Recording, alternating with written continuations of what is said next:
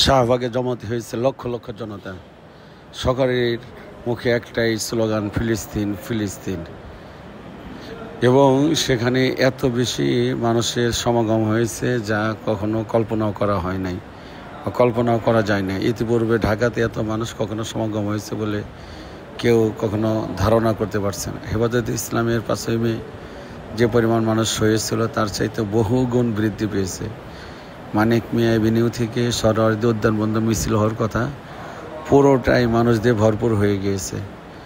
কেউ কেউ ধারণা করছে যে শাহবাগ থেকে প্রায় 10 কিলোমিটার জায়গার মধ্যে কোথাও তিল ধারণের ক্ষমতা নাই, এত বেশি মানুষ। আসুন ভিডিওটি দেখতে থাকুন আর শেয়ার করুন।